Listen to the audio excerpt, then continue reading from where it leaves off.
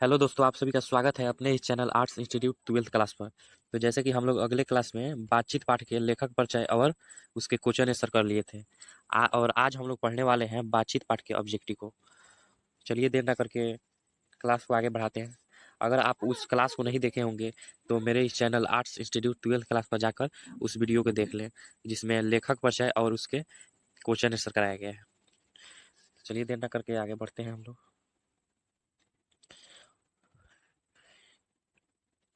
एक number question क्या है? बातचीत बातचीत शीर्षक निबंध के निबंधकार कौन है? बातचीत शीर्षक निबंध के निबंधकार कौन है? जल्दी बताइए। एक में है जयप्रकाश नारायण, दो में है चंद्रधर शर्मा गुलेरी, तीन में है बालकृष्ण भट्ट और चार में है मोहन राकेश। तो मैं इसके पहले बताए थे बातचीत पाठ के निबंधकार कौन है, तो बालकृष्ण भट्ट है। क्या कौन है? बालकृष्ण भट्ट है। चलिए अगले क्वेश्चन पे चलते हैं। 2 नंबर क्या है? 2 नंबर बोल रहा है बालकृष्ण भट्ट किस युग के रचनाकार है? तो बालकृष्ण भट्ट किस युग के रचनाकार हैं? तो एक में है द्विवेदी युग, दो में है प्रसाद युग, तीन में है भारतेंदु युग और चौथा में है स्वतंत्रोत्तर युग। तो जल्दी से बताइए कौन होगा? हाँ, तो इसका होगा भारतेंदु युग। क्या? भारतेंदु युग। चलिए आगे बढ़ते हैं। 3 नंबर क्वेश्चन क्या है?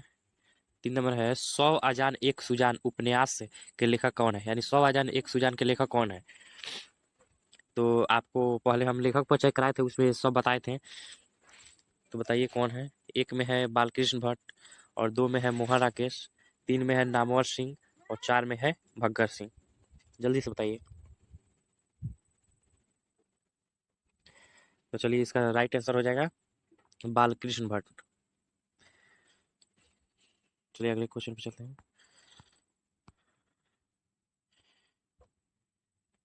4 नंबर क्या है? बालकृष्ण भट्ट ने कौन सा मासिक पत्र निकाला था? बालकृष्ण भट्ट ने कौन सा मासिक पत्र निकाला था? तो एक में है प्रताप, दो में है कर्मवीर, तीन में है हिंदी प्रदीप और चौथा में है ज्योत्सना। तो जल्दी से बताइए कौन सा राइट आंसर होगा? तो चलिए इसका सही आंसर हो जाएगा हिंदी प्रदीप। क्या? हिंदी प्रदीप। इसको आप लोग याद कर लीजिएगा, बहुत ही महत्वपूर्ण प्रश्न है। ठीक है।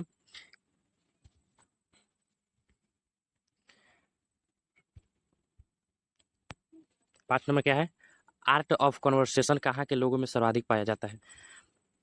तो ये भी पढ़ा चुके हैं, आर्ट ऑफ कन्वर्सेशन कहाँ के लोगों में अधिकतर पाया जाता है। तो एक में है दिल्ली के लोगों में, दो में है जापान के, तीन में है पाकिस्तान के और चौथा में है यूरोप के। तो बताइए कौन इसमें से सही आंसर होगा?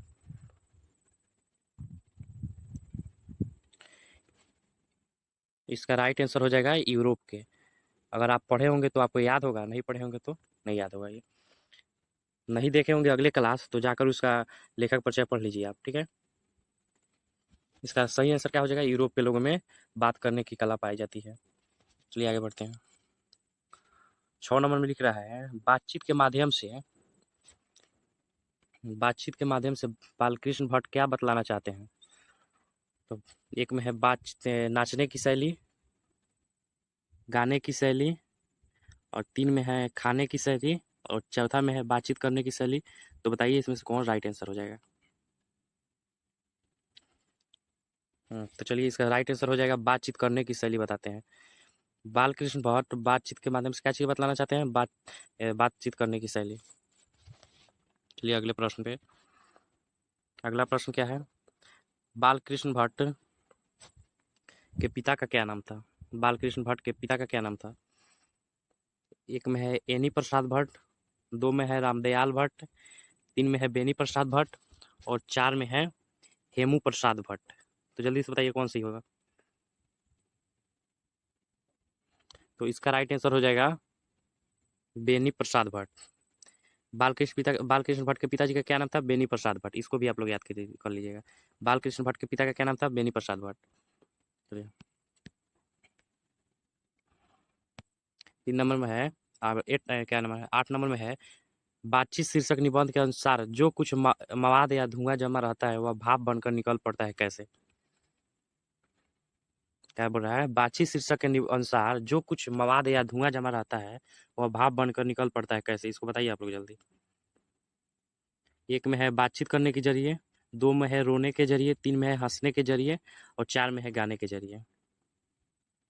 हाँ, तो इसका राइट आंसर हो जाएगा बातचीत के जरिए। ये बहुत ही महत्वपूर्ण प्रश्न है, इसको याद कर लीजिएगा, ठीक है। 9 नंबर में क्या है, बातचीत क्या है, बातचीत पाठ क्या है, एकांकी है या कहानी है या उपन्यास है या निबंध है, जल्दी से बताइए। तो क्या है, निबंध है। बातचीत पाठ क्या है, निबंध है। बातचीत पाठ क्या है, निबंध है। इसको आप लोग याद कर लीजिए। चलिए आगे बढ़ते हैं। 10 नंबर में क्या लिख रहा है, 10 नंबर में लिख रहा है, मनुष्य की बातचीत करने का उत्तम तरीका क्या है, मनुष्य की बातचीत करने का उत्तम तरीका क्या है। इसको भी मैं बताया था अगले क्लास में, यानी भीड़ से बात करना, तर्कपूर्ण बात करना, हंसकर बात करना या अवाक होकर बात करना। क्या होगा इस सही आंसर इसका, तो इसका सही आंसर हो जाएगा अवाक होकर बात करना। मनुष्य की बातचीत करने का उत्तम तरीका क्या है, अवाक होकर बात करना। चलिए अगले प्रश्न पे बढ़ते हैं। 11 नंबर प्रश्न क्या बोल रहा है, बालकृष्ण भट्ट लगभग कितने निबंध लिखे हैं। बालकृष्ण भट्ट लगभग कितने निबंध लिखे हैं, तो बालकृष्ण भट्ट कितने निबंध लिखे हैं, एक में है 500, दो में है 2000, तीन में है 4000 और चार में है 1000। इसमें से बताइए कौन सही आंसर होगा। तो इसका सही आंसर हो जाएगा 1000। क्या हो जाएगा, 1000। चलिए अगले प्रश्न पे बढ़ते हैं। 12 नंबर क्या प्रश्न बोल रहा है, रहस्य कथा किसकी रचना है। रहस्य कथा, रहस्य कथा किसकी रचना है। एक नंबर में है दयाराम साहनी की, यहाँ पे साहनी लिखा है, ठीक है, उदय प्रकाश की, तीन में है मल्लेज की और चार में है क्या है, बालकृष्ण भट्ट की। बताइए इसमें से कौन सही हो जाएगा। रहस्य कथा किसकी रचना है, तो बताइए क्या होगा। इसका राइट आंसर हो जाएगा बालकृष्ण भट्ट की, बालकृष्ण भट्ट की। ये सब रचना लिखवाए थे अगले क्लास में, लेखक परिचय में। ये बहुत ही महत्वपूर्ण जो रचना थे इनकी, वो लिखवाए थे अगले क्लास में, उसको आप लोग देख लीजिए, ठीक है। 13 नंबर प्रश्न क्या कह रहा है, 13 नंबर है, बालकृष्ण भट्ट के पिता पेशे से क्या थे, यानी क्या कार्य करते थे बालकृष्ण भट्ट के पिताजी। एक में चोरी थे, चोर थे सॉरी, डॉक्टर थे, व्यापारी थे और कलाकार थे। इसमें से बताइए कौन सा आंसर होगा।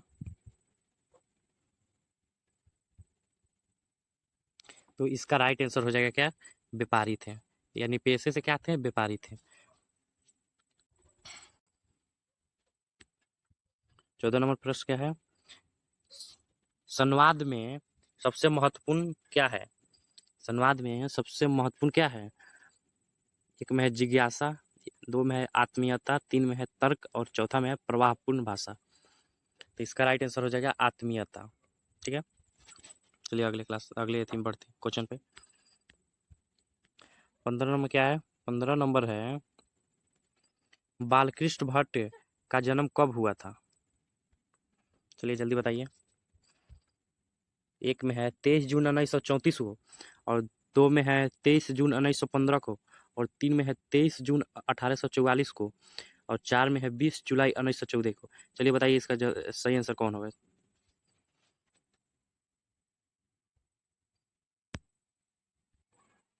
तो इसका सही आंसर हो जाएगा 23 जून 1844 को, यानी बालकृष्ण भट्ट का जन्म कब हुआ था, 23 जून 1844 को।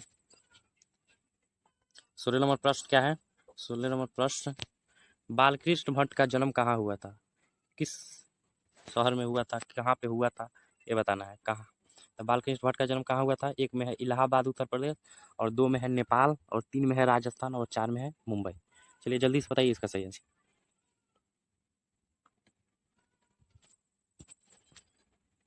इसका सही आंसर हो जाएगा इलाहाबाद उत्तर प्रदेश, यानी बालकृष्ण भट्ट का जन्म कहाँ हुआ था, इलाहाबाद उत्तर प्रदेश में।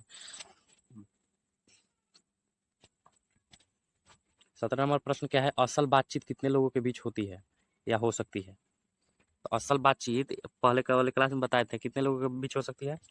तो एक में है 5 लोगों के बीच और दो में है 10 लोगों के बीच और तीन में है 20 लोगों के बीच और चार में है 2 लोगों के बीच। बताइए जल्दी इसमें से कौन इसका सही आंसर हो जाएगा।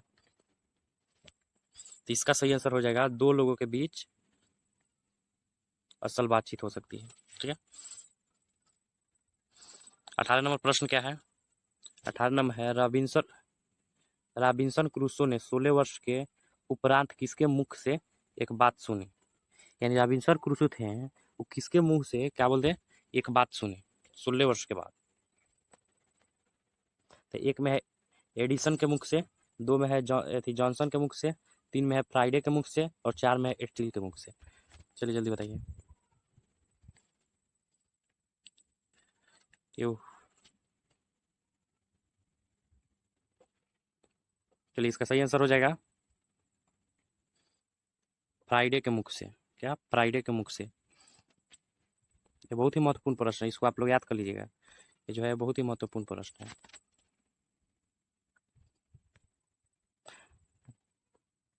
19 नंबर क्या प्रश्न है? नाटक के प्रारंभ में होने वाले मंगल पाठ को क्या कहते हैं? जल्दी बताइए। भजन या आरती या नंदी पाठ या मंगलाचारण? मंगलाचारण का होगा बताइए। चलिए इसका राइट आंसर हो जाएगा नंदी पाठ। नंदी पाठ। क्या? नंदी पाठ। चलिए आगे क्वेश्चन पे बढ़ते हैं।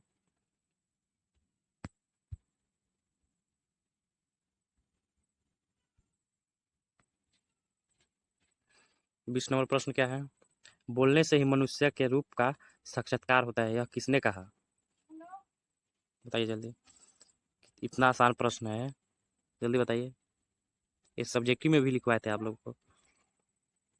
एक में एडिसन, 2 में है बेन जॉनसन, 3 में है मिल्टन और 4 में स्पेंसर। जल्दी बताइए इसका कौन सा सही आंसर हो जाएगा?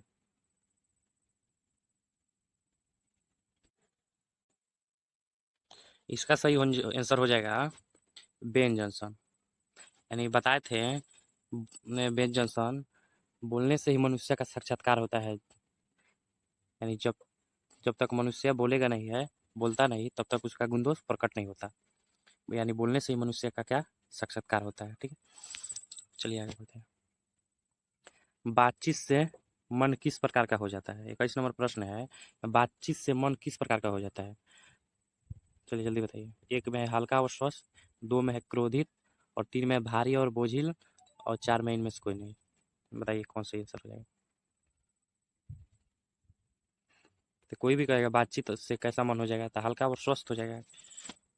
हल्का और स्वस्थ इसका सही आंसर हो जाएगा। 22 नंबर प्रश्न क्या है? 22 नंबर प्रश्न है, बालकृष्ण भट्ट के माता का क्या नाम था? बालकृष्ण भट्ट के माता का क्या नाम था? एक में है आरती देवी, 2 में है पार्वती देवी, 3 में है मालती देवी और 4 में है इनमें से कोई नहीं। बताइए इसमें से कौन सा राइट आंसर हो जाएगा?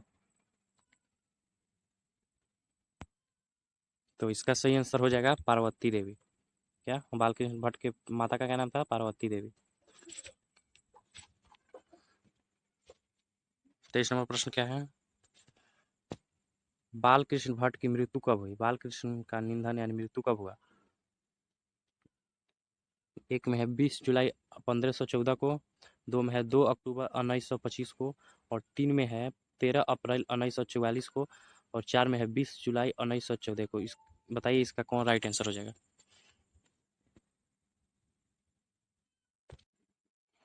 तो चलिए इसका सही आंसर हो जाएगा 20 जुलाई 1914 को बालकृष्ण भट्ट का मृत्यु हो गया। चलिए अगले प्रश्न पे। यहाँ पर हम लोगों का क्लास खत्म है। चलिए फिर मिलते हैं अगले क्लास में, तब तक के लिए धन्यवाद।